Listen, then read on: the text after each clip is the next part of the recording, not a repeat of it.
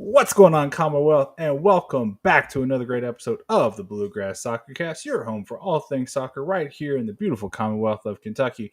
I'm Jimmy, that's Mr. John, and today we've got a fantastic show for you today. And today we are not only a duo, we have a third joining us today. Today we are very, very excited to be joined by one of the members of Butchertown Rundown. Today we have Kaitlyn my notes just crashed. Whiteside joining us. Well, that's refreshing. Let me bring her on. Kaitlyn, how are you? I'm doing all right. How are you guys? I'm good. Good. Good. My notes are back, so it's no longer a disaster. Good. So we have Kaitlyn on today. We kind of want to talk about all things Racing Louisville, kind of recapping the season.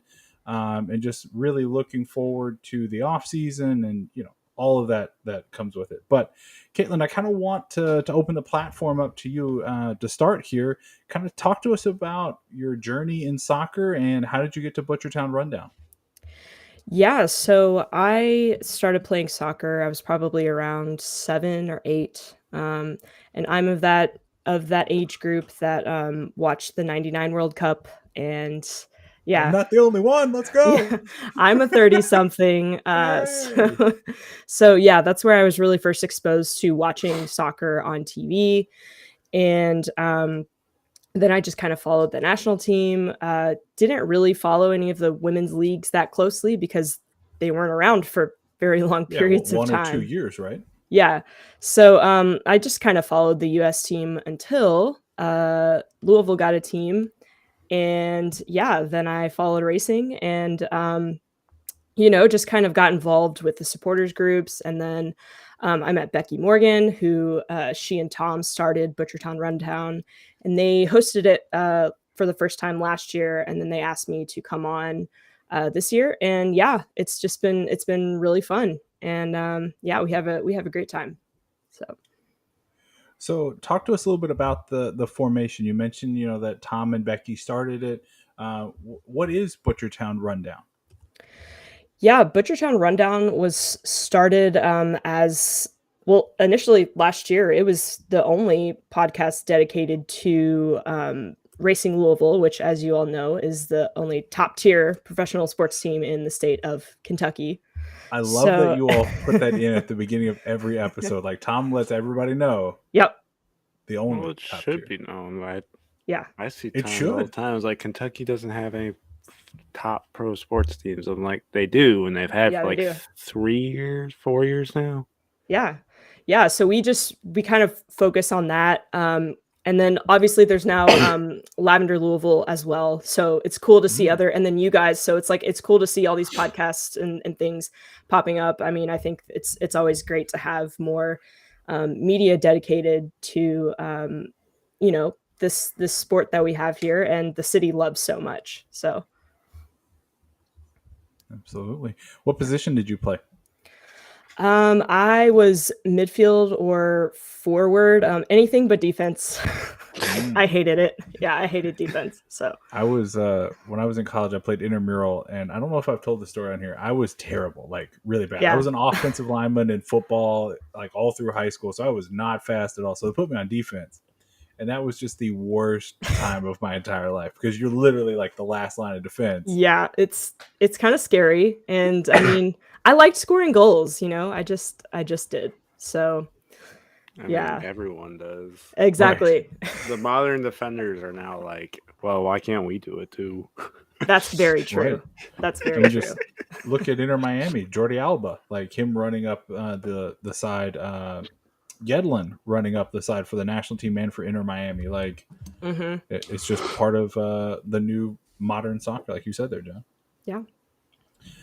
Um, John, any questions before we dive into the reflection part of the season? Um, do you follow anybody like outside of the U.S. in terms of soccer? Like, obviously, you follow Lou Racing, and I hmm probably keep up with Lou City. But do you follow like anyone else outside, like overseas clubs, any of that sort? Are you trying to get me to say my Premier League the Premier League team that I follow. Yes, we are. support. Yes, we are. Listen, I support all leagues that I can Yeah. watch.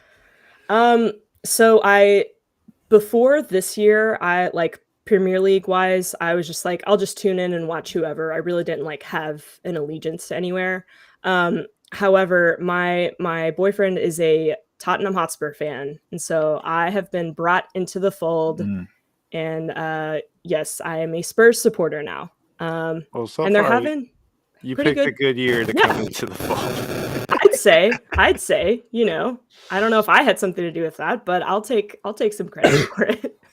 I think you So, did. Yeah. yeah. I mean, it's a beautiful stadium, right? Where the NFL plays most of their games when they go Yeah. there. They play there. Like, I would love to go and see that stadium in person. No, they just need to win a trophy. Exactly. Well, That's what. Don't get too carried away. No, Right. I want that too. I would love that. But yeah, I'm kind of like, you know, I'm hearing it from Arsenal fans. I'm getting it from Chelsea fans. Learning basically who Spurs rivals are. So that's a new part of the game that like we don't really have that here in the US. And I mean, maybe some rivalries, but like definitely not in the NWSL. There's like a handful of rivalries. The biggest one being like Portland and OL Reign, right? But is that a rivalry just because of proximity to the cities, or is it anything really with the teams? I think it's a little bit of both now. It's been Mm. around the longest, I think, and it's just kind of evolved. But yeah, that's a very interesting part of the game overseas. Yeah. Do you think the lack of rivalries and stuff is due to like this kind of coverage of women's sports of like just gotta support it, support it in any fashion type thing? You don't like bad talk it sort of thing. Whereas like the men, there's like people's like, no, I hate that team. I don't care. I hate that team. Right. I think, yeah, sure. That's definitely part of it. And also I just feel like you can't like manufacture rivalries, right? They kind of have to happen organically. And I guess racing just hasn't, we don't really have a rival yet. I'm trying to think of one. I mean, there are teams that I would prefer not to ever play again, but I don't know about the team themselves. So, well, with Lexington coming on with the Super League next year, it was an entertaining match for racing fans when they played this year in the W League. Yeah. Not so much for Lexington. Right. Sorry. Yeah, we shut them out. We shut them out for two halves. Wow. Yeah, but I think on aggregate it was probably like 17-0. Yeah. It was bad. But the Lexington women's team will come around and will be much, much better next year. I have no doubt they'll be much more competitive. Especially if we get like a club kind of like an Open Cup sort of on the women's side once we get more leagues. That'd be cool.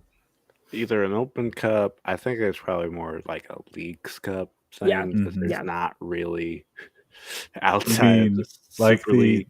The MLS and La Liga MX, the one that Inter Miami won. Yeah.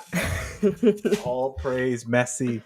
Oh, you're Messi fan here, right? Oh, He's no, an Inter Miami fan. Oh, Inter Miami fan. I was a fan before, and I will be a fan after, but thank God he's here. Definitely.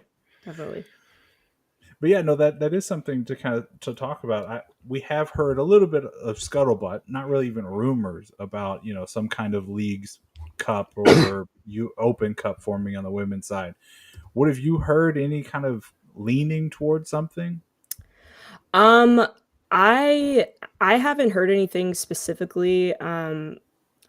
I do think that at least this year, there were a couple scrimmages, or not scrimmages, just like friendlies between NWSL teams and maybe like a Liga MX Femenil team, femenil team. So, and then obviously racing has the Women's Cup. They didn't do it this year because of the World Cup, but that kind of gives a little bit more exposure to teams from outside the US as well. I haven't heard about anything official. I guess that maybe the only thing is that I do think they're getting rid of the Challenge Cup next year. It's not been officially confirmed, but it's pretty much on the way out, and it's going to just look very different. So I don't know if, maybe they could possibly replace that with some other, friendly games between, other leagues, but, nothing official or anything. I think there should be, like you guys said, there's, lots of opportunity for that. Yeah, because you just thinking about it in our state, right? Like, I live way out on the western side, not way out. I'm from way out on the western side of the state, so I could see two smaller clubs in Pumas Premier who has a girls team, like a girls youth academy, and I believe they want to start a UPSL women's team, working with like the Bowling Green Golden Lions, and them working against like Racing 2 and Alex 2 and like an early competition to then make it into the opening round of some kind of tournament. I think that would be awesome. Yeah, definitely. But we'll kind of use that as a little bit of a transition point to talk about the Racing Louisville season, right? Kind of a rocky start, right? 4 draws in the first 6 matches. It took a while for the team to come around. In that early season, what were you looking for the most? I don't want to say the most. That sounds too cliche, but like, what were you looking for that we didn't get from the team? At the beginning of the season? Yeah. Well, I was definitely looking to see what our backline would look like with the addition of Abby Urseg and Carson Pickett. And I was, just interested to see how, Savannah DeMello and Jalen Howell would kind of work together in the midfield. Unfortunately, as the season went on, we kind of, Sav went off to the World Cup, Jalen got injured, so that kind of got derailed a little bit. But there were, games where we had all of them, and it was really exciting to watch. But like the biggest thing for me was, what is our defense going to look like? That was a huge question mark for me because last year, if anyone watched any games at all, it was not great. It wasn't. No. This year it's so much better.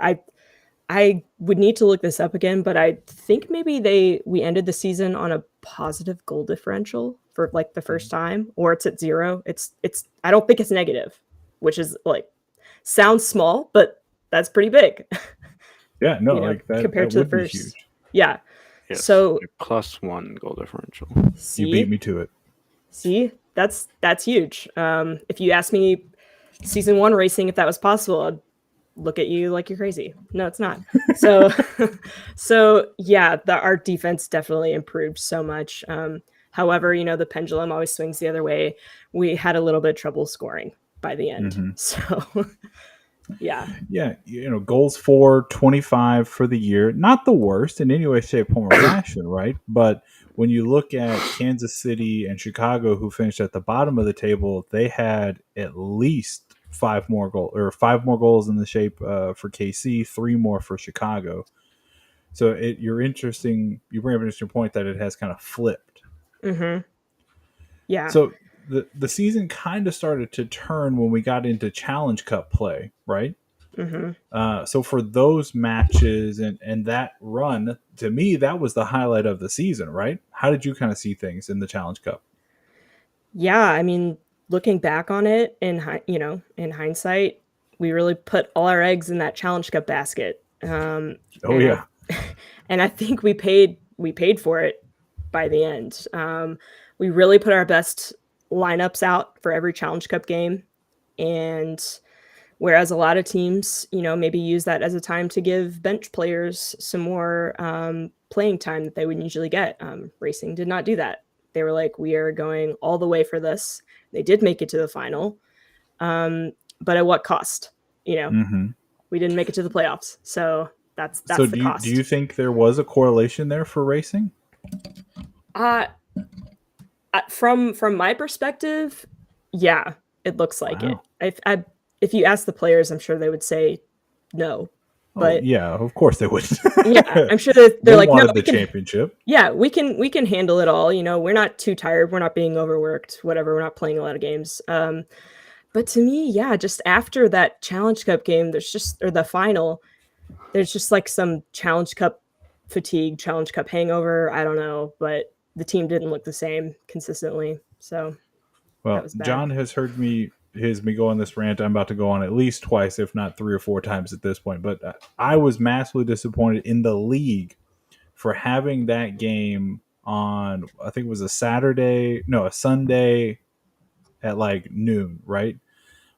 Yeah, I think I was it was a Saturday at noon. Was it Saturday? Yeah. Okay. I was just bitterly disappointed because if that game had been in Seattle, like if Racing had lost, because it would have been in Seattle, I believe, that would have been a 9 a.m. kickoff. Like you had Yeah. no atmosphere on the East Coast at noon. There would have been nobody in the stands. Like you would have heard the popcorn machine from the Yeah. midfield stripe. Like Yeah. I was just so disappointed at that time slot. Do you know why it was at that time?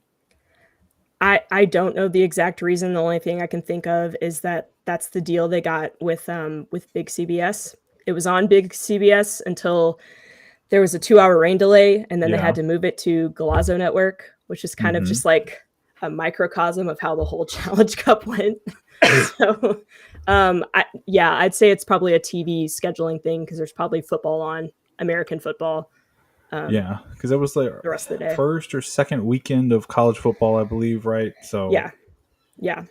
I don't know. I would have loved for that to be a 7 o'clock prime time, 7 o'clock Central, 8 o'clock Eastern prime time game, because I think that's what, if you're gonna do an in-season tournament, it's gotta feel special, right? Yeah. The MLS tried to do that with the Challenge Cup. I think because of the players and the run that happened, right? It seemed to work. But if their championship game had been at noon on a random Saturday, no. And I get it. If it's the deal you got, it's the deal you got. But I don't know. Yeah. It wasn't a great deal. No. Yeah. So we had a great run in the Challenge Cup, but there were some nice wins along the way as well. And John, feel free to jump in and give me your thoughts as well. What were some of the biggest wins along the way through? Let's get to right at the end of the Challenge Cup, before the end of the Challenge Cup. Before the Challenge Cup. Yeah. Or no, I'm sorry, before like the championship game. My bad. Yeah, I worded the question terribly. I think God, my timelines are all screwed up. Did Racing play Portland before the Challenge Cup final? Was it that? It was that same week. Yep, Okay, It was That the was like- Challenge Cup. It was Yeah. the match against OL, and then it was the Portland. championship. There was Portland match against OL championship game. Yeah, it has to be the Portland game. That's huge. I think they were at the top of the table when Racing beat them. And Racing didn't have like 5 or 6 of, their usual starters. So a lot of people went into it like, "Oh, this is not going to be great." And I don't know what happened, but they pulled out a win, and it was great. So that was a huge bright spot.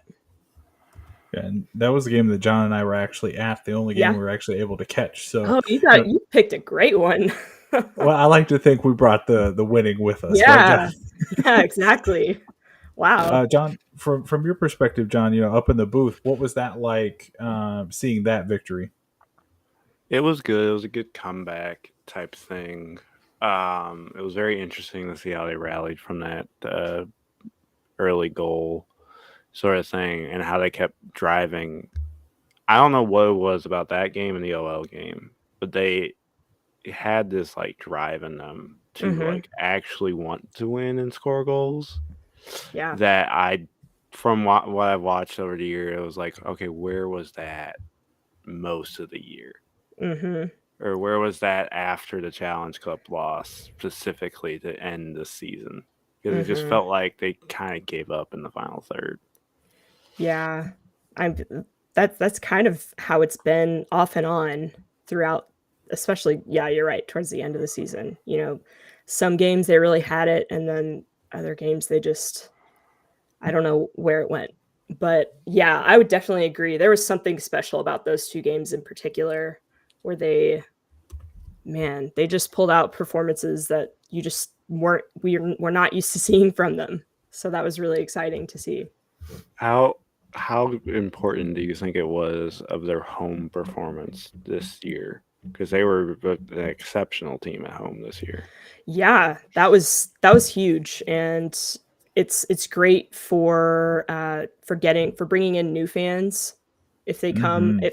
if they're like you guys, and the only game that they were able to see all year was the Portland game. Like, wow. I mean, I don't know how you can just not want to come back to any game that you could after that. They also had some not so great games, but that's part of it. But yeah, performing well at home is definitely very important. I would like for them to be able to do that on the road as well, because their on the road record is, as good as their home record is. Their on the road record is, I don't Just as where they bad. have like one win or something on the road. Yeah, It's not great. 1 win, 8 Bunch, points total. yeah, not great. Well, Yeah. but they did pull a lot of draws out of that, right? Like Mm-hmm. they were definitely, especially that first half of the season, even into like the World Cup break, they were absolutely the queens of the draw. Like I Mm-hmm. think there was a lot of progress this season, right? Like there were some of those games where they would come back and tie that in previous years they would have not had the horses to get up to the draw, Right. right? Right. So Yeah. when go for it. Oh no, I was gonna say you're right. So yes, those losses are, were turned into ties. I'm hoping the next step next season is those ties. We're gonna turn those into wins. So fingers crossed, that's what's gonna happen. Yeah, and we'll come back to that point in just a minute. But I agree. I think when you think of a progression of a team, and if you are building a solid culture, like it seems like they are, that would be the natural next step.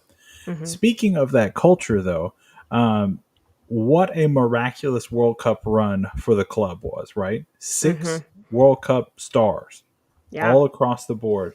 What does that do for not only the fandom, but for the locker room? Oh, I think it's huge that they the team can point to, their roster and say we have a world class roster. We have players that scored in a World Cup. We have players that assisted in World Cups, and it's huge. I believe the players during the World Cup, they were talking about they would watch the games like in the locker room, and like the time difference in New Zealand was obviously like A I was yeah. challenge. Yeah, I actually went to New Zealand. Did you And really? yeah, and followed the US around for the group stage. Um, but so I think the games were on at like 4 a.m. or like 7 a.m. or 9. something. The Yeah, group games were like 9-9, and then the yeah, Portugal was like 3 a.m. yeah. It's not, Not doing it. again, can't really be helped, but it's just unfortunate. But yeah, I think that's huge that, they're we have world class players here, and I kind of wish the club would focus on that more. And I think they did around the World Ah. Cup, but I Like I in think they could. promotional stuff or Yeah, just in Well, general? they did a yeah. very good job, at least on Twitter. Like Mm-hmm. Mm-hmm. anytime someone did something, they were posting their own thing about it. They weren't just retweeting like Mm-hmm. their like them. They weren't just tweeting South Africa, retweeting South Africa or Fox. They were like, no, but here's a picture of Thembi with her flag. She Yeah, scored. yeah. And yeah, I think they were really, really good about it around the World Cup, and I think they're even good about it now when the players get called up to their national teams. They're good about announcing that and making that known. And I guess like around the World Cup, I think they also did like local media here in Louisville. They had like features on the local news, which is, I still think that does play um, a certain role in bringing in a certain demographic to see the team. They're like, oh, I saw them on the local news. Like, I heard that story Local about them. celebrity. Yeah, exactly, exactly. So I think the club's learning, and they're doing more, and they're doing better every year. Yeah, and shout out to Jeff Greer for doing a lot of those promotional things for the Twitter and the Instagrams and stuff like that. So we always appreciate Jeff giving us access to a lot of information into players. Yeah. So kind of from the World Cup perspective, because you said you went right now, I'm going to dive into that a little bit. Wasn't even expecting to. I'm going to ask the hard question first. What happened? The uncomfortable laughter. I love it. What happened? I don't think it's just one thing. It's a whole range of things. I don't think that Vlatko was very he wasn't very flexible tactically tactically. Not at all. No tactical flexibility whatsoever. And so also the rest of the world has caught up. Their women's soccer's growing everywhere. So other teams they're just catching up to the US. The US have not always dominated. I think there's a bit of a recency bias. I always like to remind people they went 15 years between World Cup wins. And who knows if that's also going to be, the case now. That was so what I hated about after they got knocked out. Of course, yes, it was so much earlier than normal. Yeah. But they acted like we've been in the final and we've won it every single time. Yeah, the last two times we have, but it has not always been like that. And well, it's the curse. It's like you can't do it. Germany wasn't able to do it on the women's side, and then both the men's teams, Pele at his prime couldn't win the third World Cup. He got injured, but still 26-year-old Pele wasn't able to lift a third straight World Cup. Now, granted, he did later, but I mean, Pele was also playing against and with plumbers and construction people. So let's pump the brakes in the 60s, sir. In the 60s, you could argue that about 1950 because the U.S. goalkeeper was a dishwasher. But in the 60s, clubs were well established by then. Yeah, plumbers. So I mean, I think it's just a lot of different factors, and were the best players called up onto the roster that possibly could have been. There were also a lot of injuries. So that kind of derailed plans as well. However, I think there's plenty of time for Vlatko to correct and come up with a contingency plan, and he seems to not have done that. So that's how you get the performance that they had at the World Cup, and it was kind of painful. I had fun. I was in New Zealand. I could not complain. Let me be very clear. I could not complain. I was in New Zealand watching soccer. I mean, can't complain. But that was not very enjoyable soccer to watch. I will say that. No, and you mentioned the injuries, right? Specifically the injury to Rose Lavelle. Open the door, in my opinion, for Savannah DeMillo to get that extra playing time. So from a racing fan perspective, it kind of worked out in our favor. But I think as a national team fan, you would have liked to have seen the better players. I still think Rose Lavelle at that World Cup, if fully healthy, would have been a better, more aggressive attacking player than what DeMillo was offering at that time. Yeah, and to Savannah's credit, Vlatko didn't call her in. He called her in. She got her first cap, her first appearance, the send-off game. Yep. And then he just threw her in to, a World Cup. That's hard to do. And I think all things considered, she did, great. She held her own. Fantastic. Yeah, but I don't think she was set up necessarily for success. And I think you could say that for a few other players on the team as well. So yeah. And, Julie Ertz being injured. Yeah. And then when she was brought back, she was put at center back, not at her. Yeah. The position that was she a did weird the best one, at. Right? Well, they had, Becky Sauerbrunn got hurt. She was the last minute scratch. So they were like, well, we'll just put Julie Ertz back there, even though It's there were Julie others. Ertz. She'll figure it out. Yeah, and she did great. She did fine. She did, but that's not her a natural best position. No, yeah.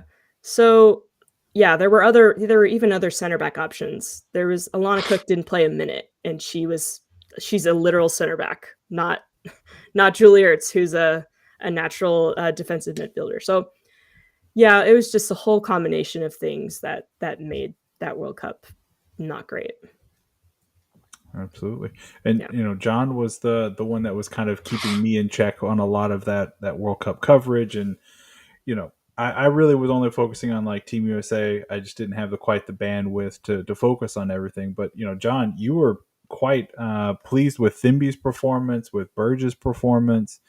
So kind of looking outside of Team USA, what did those other performances look like? Like how good were they for Racing Louisville specifically? Like you mentioned, Thembi Kgatlana plays for South Africa. I believe she got a goal and maybe an assist. That seems right. Got a big time goal. Yes. Yeah. And then Wang Shuang for China got she made a penalty kick.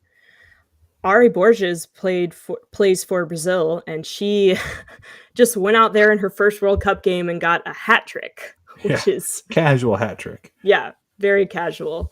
And so that was huge. I think at one point, like, Racing was at the top of the table of club teams around the world who had the most goals at the World Cup.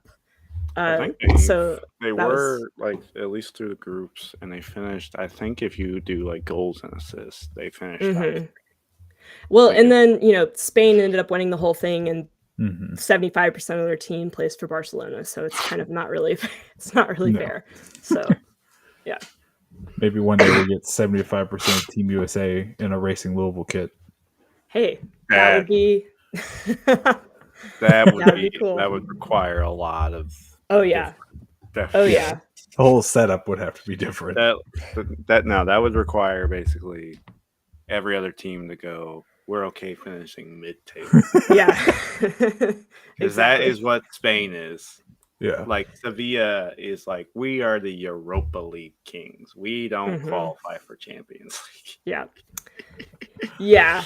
Yeah. There's definitely a lot to be said about competitiveness in those other leagues versus the NWSL, but that's another discussion. Well, let's peek at that a little bit here if you got the time. When you're looking at on a global scale, right? The NWSL, one of the newer leagues in the country, but they're all pretty new, right? Like there's no 50 years of history for any women's league, right? Not that I know of. I mean, Jon, please correct me if you know of more. But as the game is growing, where is the biggest competition for the NWSL and specifically for Racing Louisville? So like what team in the NWSL, or what teams in the NWSL, and then outside of the NWSL, where is Racing Louisville really competing to find players? Gosh, that is a good question. I mean, I know we've gotten players from Liga MX, which I don't know if we're necessarily like competing, but I know that that seems to be more of a pattern, like players from Mexico that play in Mexico coming to the NWSL, or gosh, I think we have a few. Like, I don't think the Premier League or the women. I'm sorry, the women's Super League is necessarily a competitor. Like, they're so different in terms of styles of play, and really all the leagues are so different. Like the NWSL is a transitional league, right? Whereas like the Women's Super League is more possession based, and a lot of European soccer is more possession based. So I think, but I also think that it's a benefit to kind of look at all of those styles and kind of take players from each of those leagues So you kind of have all those tools on your team. So I think You the have a more NWSL, balanced yeah, approach, right? yeah, All definitely. right. But I'd in be like down with that. within the NWSL, gosh, what teams are like every team is competitive. I feel like Well, except for that's the Chicago Lame Stars. they were. Hey, they made it to the final a couple of years ago, like, Woo. and then they fell off. So Like so, the Chicago Fire also have a star on their thing, but they're terrible every year except for this year. Apparently, I stopped being a yeah. fan a couple years ago, and now you're great. It's all right. We have Messi. It's fine. I'm Yeah, not better. exactly. So, but I think maybe the biggest competition for racing are teams that are kind of similar in terms of their uh, not structure, but so like a Houston or an Orlando, Houston Dash, Orlando Pride. They were kind of started part, they were they partner with the men's team. So like Houston Dash and Houston Dynamo are kind of connected. Mm-hmm. Orlando is connected with Orlando City, and they've had very similar kind of trajectories in terms of kind of struggling to really get any real progress going. The Dash made the playoffs for the first time last year, and they'd been a team since like gosh 20 16, 17, something like that. I mean, it's been several seasons and they haven't made a playoff. Um and I'm not sure about Orlando, but like they've just really struggled. So I think teams that are kind of similar to that, to racing in that way. And Orlando barely missed the playoffs That's what as I was well. just looking at. They tied on points with the New Jersey, New York Gothams. But I'm guessing it's goal differential that was the difference. Them having -1, Gotham having a +1. And Oof, that's Racing a kind of tough break. spoiled it for them because Racing beat them 3-2 the week before. That was another great game. Yeah. Um, and yeah, so Racing did play spoiler this year, I guess, a little bit, but still a little upsetting. But yeah, the Pride are a lot improved from last year as well. So Well, let's use that to kind of close out the 2023 racing season. Finished only 1-3, 1 win, 3 losses down the stretch. That win, as you mentioned there, over the Pride, a huge victory. Last home game at Lynn Family, but then with some things to still play for in San Diego, they pooped the bed, lose 2-0, was yeah. not competitive from the beginning of the match, and now we're having a very different conversation about the club. What happened down the stretch? I I wish I knew because I wish that the racing team that showed up against Orlando could show up more than 1 week in a row. Yep. I I just I don't know if they Is were it coaching? tired. Uh, I don't know if it could be a tactical inflexibility that we were talking about, similar with Vlatko and the national team. Like, Mm-hmm.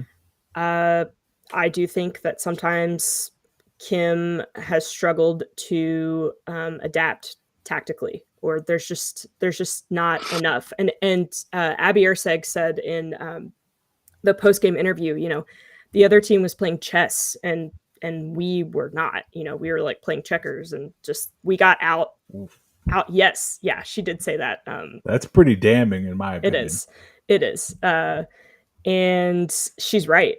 I mean, but Yeah, I I mean the game was not competitive. no, no, and I think that happened more than one occasion this season. So I think if you're looking for any explanations, like Abby pretty much said it. So Yeah. yeah. Well, and John and I have talked about this a lot. Like, you've got so much talent, you got to capitalize on it, right? hmm So, as we're moving into the off season here, missing the playoffs, what are some things that need to be changed about this team? We need a number 9, a solid number 9. Um, like somebody who can consistently score goals. We don't have that. That should be priority number one. I also think getting more depth to the team. We relied on a lot of the same players. Mm-hmm. The team relied on a lot of the same players throughout the season. And I don't know if you all saw this, but Racing had 3 Iron Women on its team.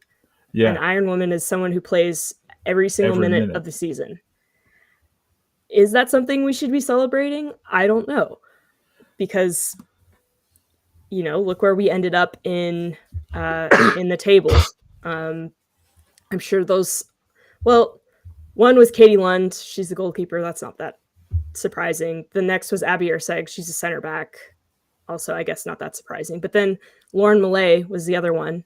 She's our outside left back, and she did a lot of running this year. Yeah. So I think we need to build up depth so people can take a break every once in a while and we don't run them into the ground. We talked about that last night, John. So we were on an episode of Vamos Marauders. I think it's coming out later this week or next week. And John, you had some interesting thoughts on that exact same thing of, is 3 Iron Women a good thing? I personally don't think, even with goalkeepers and center backs who typically are ones to do it, like, I just don't, as a coach, to not even give your backup keeper 1 league match, just 1, is questionable to me. Not even a half? Center backs, I understand, sort of thing, but an outside wing back, literally anyone but a center back and goalkeeper playing every single minute is absurd. Yeah. And so that brings a lot of my questions of is the underperformance on Coach Kim, or is it a mix of personnel possibly not gelling well together?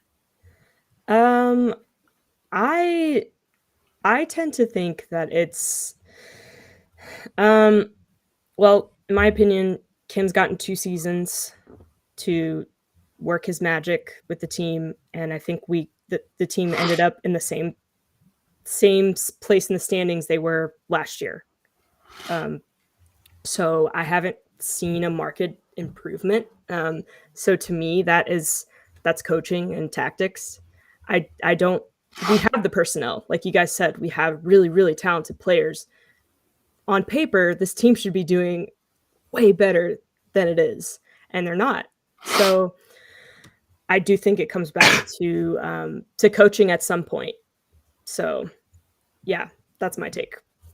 All right. Hot take. Heard it here. And I completely agree with you. I think, especially if the players are, not outright saying it, but saying it without saying it, I think we need to make a change there. Is there a number 9 out there that you think Racing should be targeting? Anybody you got your eye on? I can't think of one at the moment, like a free agent or someone. I mean, Mal Swanson is available, but she's not leaving Chicago. So let's be for real. So that would be a good one.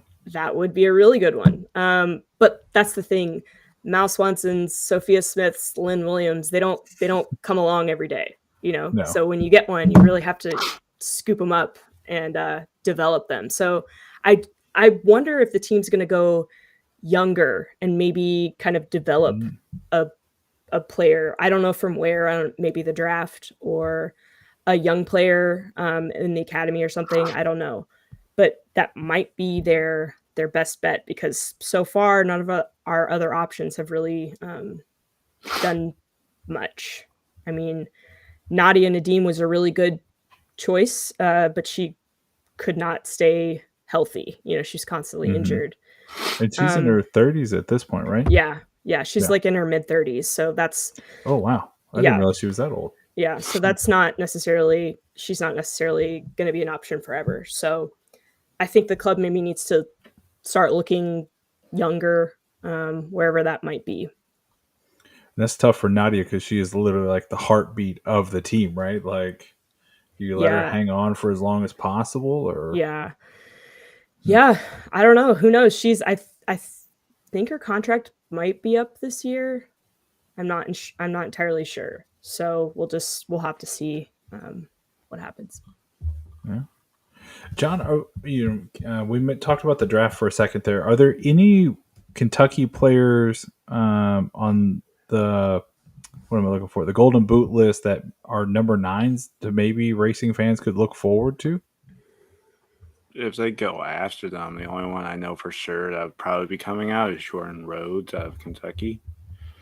Because she's a 5th year, so like unless she has a COVID year and decides to stick around or something like that, I don't know. The draft is so weird with the NWSL because like didn't a 16-year-old go number 1 last year?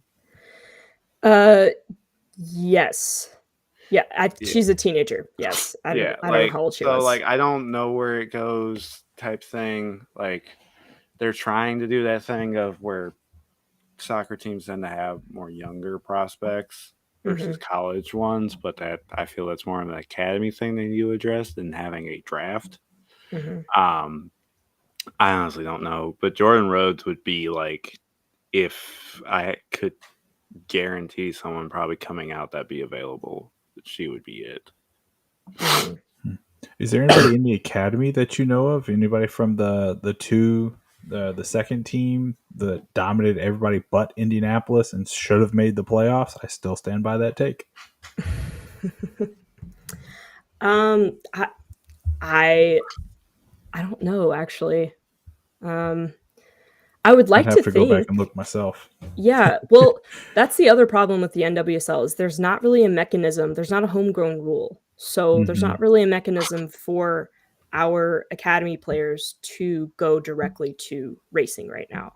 Like the team would have to like buy that player's discovery rights and from themselves. I don't. It's so ridiculous. On the budget sheet. Yeah, it's so insane how it's worked out. Because Emily Madrill was actually a player for the W League team, Racing's W League team last year, and she went, I think, 3rd in the draft. And Racing had like did we have the 4th? Racing had the 3rd or 4th pick. I don't know. They barely missed her. She's a center back. She came out of Florida State. Oh, that would have been a big help. And she played at in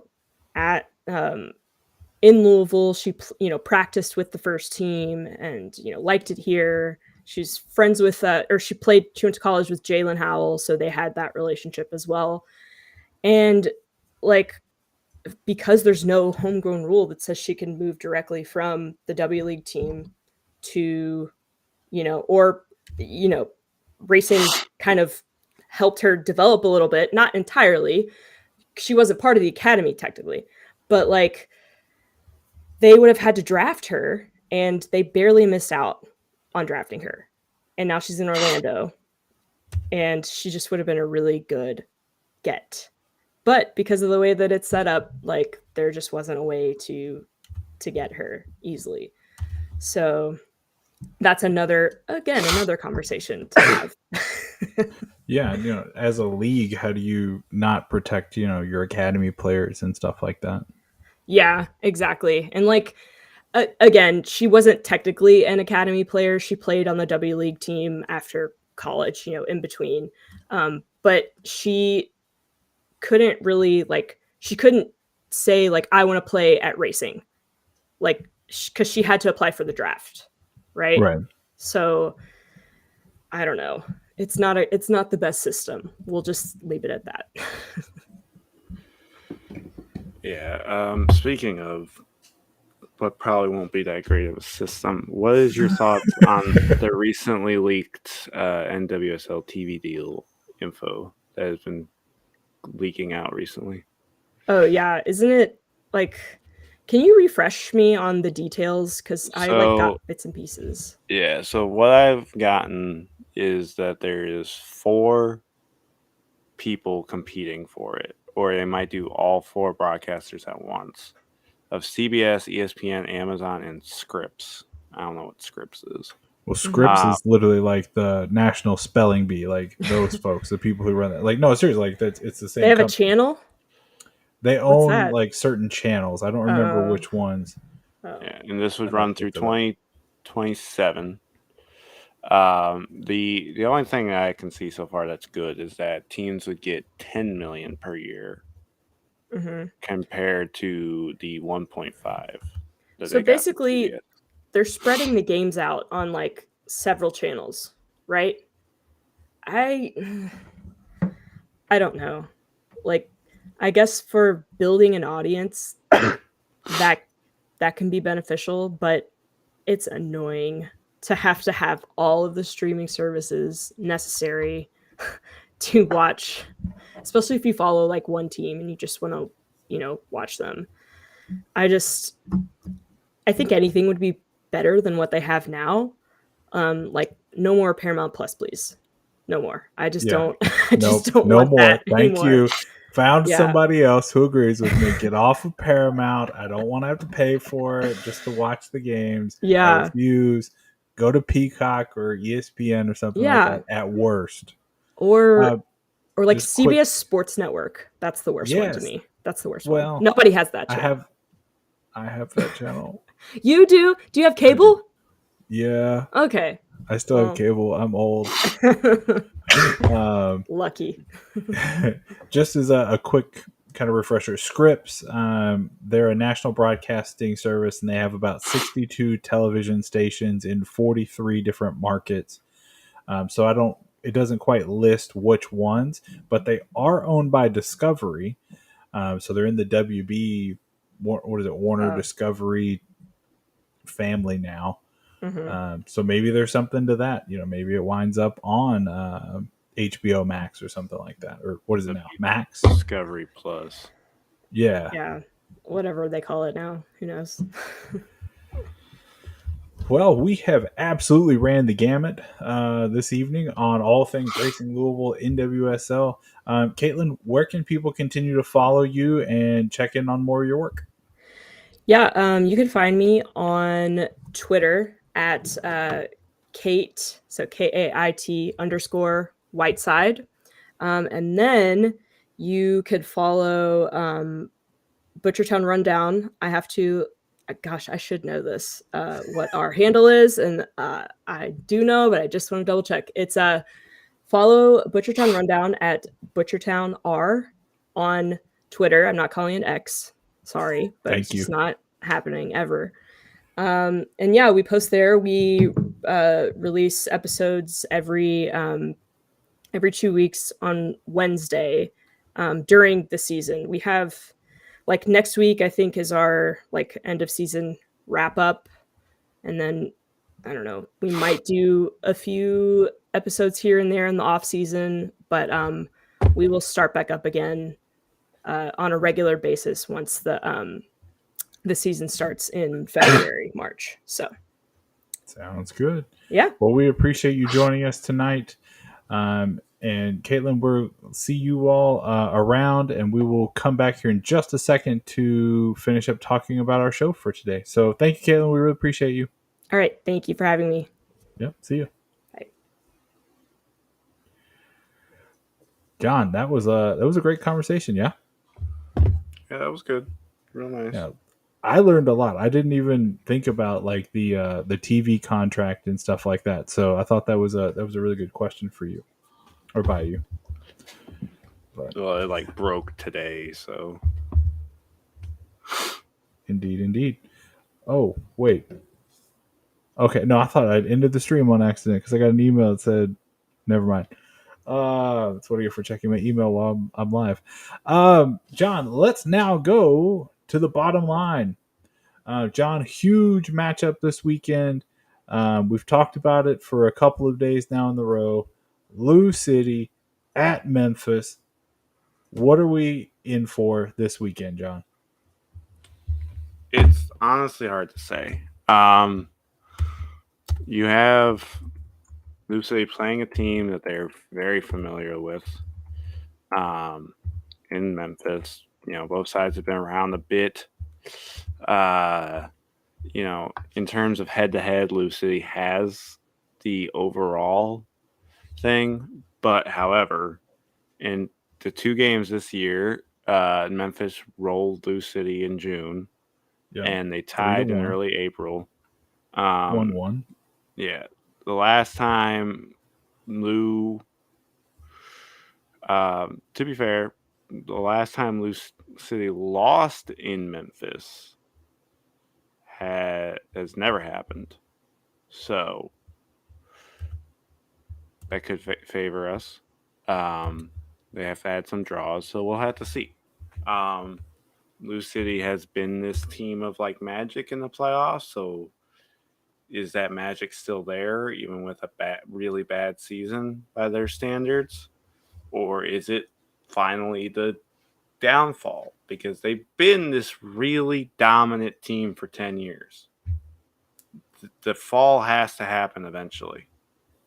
Like, even Barcelona, Real Madrid, Juventus, like these teams like Bayern, well, Bayern right now is on its run, but even these teams that dominate had to eventually come down for a bit. We're seeing that with like Ajax in the Netherlands. Ajax is like below mid-table in the Eredivisie right now. So the fall has to happen eventually. Is it at this point where it's like a slow fall, or is this just like a sign of the future where it could be more of like a drop off? Yeah, and that cliff is what I'm afraid of, and I don't know if we're peeking over and we're going to see the bottom, or are we peeking over and just seeing a ledge to the next level below, right? I don't know what is going to come out of this game. I mean, obviously, if Lou City wins, yeah, we're into the quarterfinals uh, of the Eastern Conference, so it's not the worst result. If we were to then lose at Pittsburgh or something like that, not the worst result. But I don't know what to think of the current team's form. 1 win, 1 draw in the last 5, and really bad losses. That 4-3 loss to Miami, where Miami came back late and beat them. Even the 1-1 draw to Hartford, just when you were in the thick of it and you were trying to make a run, that just doesn't seem like something that a team you should have drawn with. Nah, I don't know. The loss to Tampa, okay, I can kind of understand that a little bit more. Uh, Even now, looking at what happened, the loss to New Mexico United looks a little bit better, right? Like it's a lot better than Memphis's 4-1 loss to them, right? Yeah, and I think that's the key, is that makes this game so hard to predict, because both teams are coming into this off embarrassing losses. So it's like, who's going to bounce back? Yep. Type of thing. And just giving some of the numbers here for Memphis, 2 wins, 2 losses, and 1 draw in the last 5. They beat Tampa 4-2, so a pretty resounding victory. And then they had a huge win at El Paso, which inevitably gave them the home field advantage. That 4-0 victory over them. Not to think too much on one result, but if you go back to the very beginning of the season, where Lou City lost 3-0 to El Paso, I know the teams are totally different now, but if you had flipped that result, this game's in Louisville. Yeah. Is it in Louisville? We'd have 3 more points, and we'd have 3 more on a goal differential, right? You flip the scoreline? No. Well, yeah. Okay, I see what you're saying. Yeah. If you get 3 more, yeah, okay. They would have, if they had gotten the 3 points, they would have had 1 more point more than Memphis. Right. So, the season comes down to those little details. And right now, I don't know what it is, but this team does not give me any confidence that they can go down there and get a victory. I mean, looking at their last 3 road games, at New Mexico, 2-0 loss, at Loudon. Now, that Loudon game was in a monsoon, so Lou City scored twice, but I don't remember if any of those may have been saved, right? But that was a terrible rain game. And then the game at Miami, the 4-3 comeback victory by that other team in Dade County. So yeah, I don't know. I'm just interested to see which Lou City team shows up. So Yeah, that's gonna be the ultimate thing. Yeah. and if you're looking at Memphis, just in case Lou City fans are not aware, uh, Rogers DaCosta or Rodrigo DaCosta, top scorer with 15 goals. Um, Their goals and assists leader also Rodrigo with 19 goals plus assists. So not the highest scoring attacking leader, right? Especially because the person behind him only has 8 goals. They seem to have a little bit of lack of attacking effort, but Blue City's not going to be any better, right, John? Like I said, it's gonna be. Do they have this playoff magic still, or are they? Is the season truly like? Is this truly the beginning of the fall? Yeah. So Yeah, we'll Wilson have to see. Harris, top scorer for Lou City with 9. He is also the goal plus assist leader at 11, so like not even close, like to what Memphis has. John, is we do have. Oh my gosh, I just dropped his name. The player that we loaned out to San Diego, Mushagalusa. He is coming back, right? So his addition to the roster for the playoffs should help. You would think, right? I don't know. He hasn't been that consistent in terms of the attack when he was with Blue City. He kind of becomes a hole almost as the ball goes to him. So it's gonna be real. I'm curious to how the vets. I'm more curious of the vets. How do Owen B, Lancaster, Del Piccolo, how do they all respond? How do they Mm-hmm. go into this knowing this could be like the end of Blue City's streak type thing? Are they going to go into this and like we got to, go all out, or is their time, has their time passed? Yeah, yeah, and I think that's going to be the difference. Do they have enough to win one in Memphis? Yeah, I do think they have enough, but I don't know if they have the tactics to do so. Some other stats that kind of jump out to me: penalties conceded. They rank third in the league with allowing 8 penalties this season. Like that is insane. But they rank in the very bottom on tackles per match and clearances per match. Like you're giving up too many penalties. You're making too few tackles. You're not clearing the ball. Like,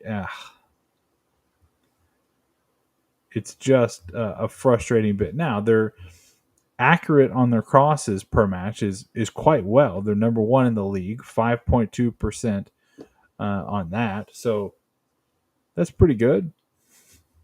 I'm trying to find a silver lining, John.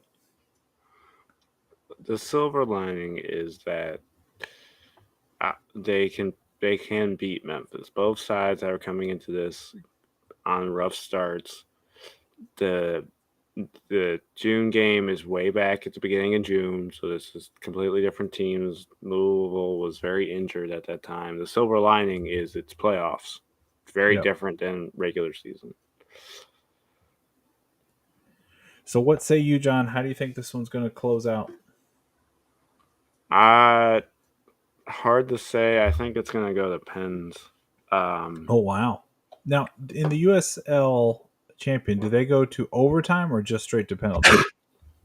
Let me look. I'm pretty sure they do extra time. Okay.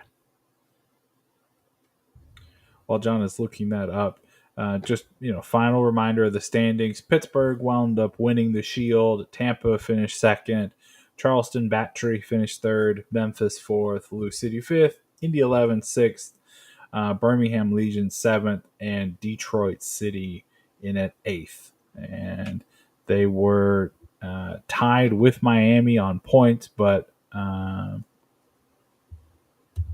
is that right? Yeah, they were tied with Miami on points, and they had a worse goal differential, but they somehow made the playoffs. Interesting. And then Tulsa finished 10th. Loudon finished 11th. And Hartford, congratulations. You were the absolute worst team in the league with a negative 39 goal differential. And you tied Lou City at Lynn Family Stadium.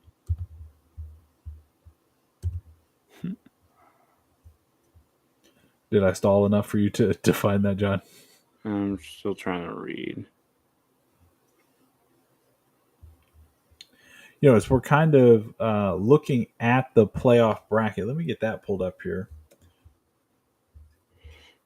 I can't find anything that says necessarily rules. It just says single elimination. Okay, so who knows what will happen. Let me pull this up here, and we'll do a little prediction for all of the teams as we are closing this out here today. So, John, we got the bracket pulled up here. I'm gonna go. I'm gonna go with what I truly think will happen. I'm gonna say Memphis 2-1 to beat Lou City. Do you want to go game by game, or do you want me to pick mine and then you pick yours? We can go game by game. Sure. So, what's your final from the Memphis and Lou City game? I'm gonna say 1-0 Lou City. With an extra time or penalties goal? Yeah. Roger. Detroit and Pittsburgh. Your Detroit City FC heading out to the Shield winners in Pittsburgh. This one is going to be hard to call, in my opinion, just because they both played to a draw this past weekend. But I still think Pittsburgh is going to win this one. Yeah. No shot that Detroit goes and pulls the upset, and then if Lou City can pull the upset, they host, right? That's not going to happen, right? It could. I mean, that's what if that were to happen, I believe as the 5 seed hosting the 8 seed. If they go like last year, they do go into extra time. Okay. So yeah, I agree with you. I think Pittsburgh wins it. Closing out the top half of the East, we would have a second round matchup of Pitt and Memphis for me, and Pitt and Lou for you. I'm gonna think it's gonna be an easy street for Pittsburgh to head to the Eastern Conference Finals. John, if it is the Lou City and Pittsburgh, how do you see that one going? If it's Lou City and Pittsburgh, I think the fact it'll be in Pittsburgh, Lou could win it, but I think Pittsburgh is just looking too good right now. Agreed. Heading down to the bottom half of the East here, Charleston and Indy.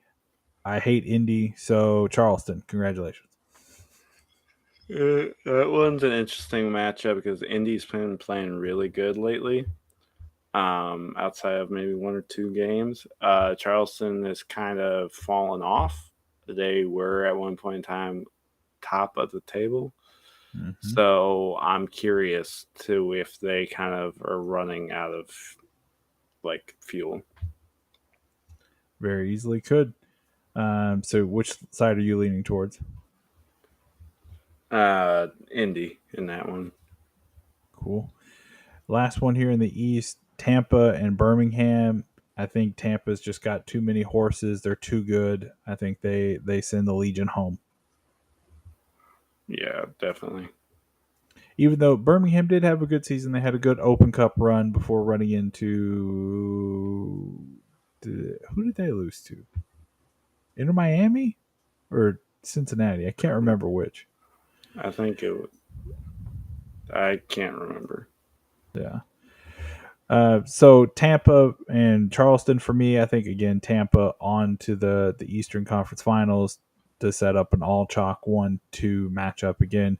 John, you would have Indy and Tampa. Any threat to the Rowdies in that one? No, I think I think Tampa takes care of Indy. Eastern Conference Final, number 1 Pitt, number 2 Tampa. How do you think that one goes? This is where I think there's a little change. I think Tampa wins that. Wow, I hate to agree with you because of argument's sake, but I agree. I think Tampa is just playing too well down the stretch for Tampa to overcome.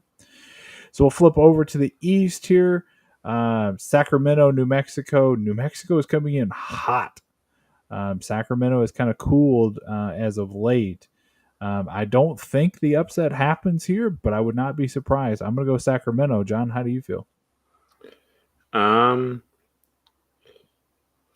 Not fully sure. But sorry. Sacramento is going to win this. Easy peasy then. The 4-5 matchup out west, San Antonio, Colorado Springs. I don't know enough about either of these teams really. I'm going to go Colorado Springs just to have a little bit of a different answer. That's all I got. Well, San Antonio was third in the West for a long time. Antonio takes this. Yeah. Yep. All right. The SD Loyal in their final run here, hosting Phoenix to start. I think there's no shot that the Loyal lose this game. No shot. What do you think? It could be their last home game ever. Well, I think the Loyal are going to run with this because I think El Paso can upset Orange County. Mm-hmm. I agree. So I think the Loyal are going to run with this to keep home field as much as they can. Like the Loyal should play as a team on a mission. Yeah. So let's look at that matchup then. Because I agree. I think Orange County loses to El Paso. I think El Paso is just too good at the end here to be extinguished by Orange County, which now we guaranteed Orange County is going to win it all. Loyal hosting El Paso. I think that's a fire matchup and definitely one to watch for. I'm going to go San Diego to keep pushing forward. What say you? What is it? San Diego versus El Paso? San Diego. Yep. Definitely over that. Agreed. So in closing out the top half here, I think Sacramento is going to easily overpower San Antonio or Colorado Springs. What do you think, sir?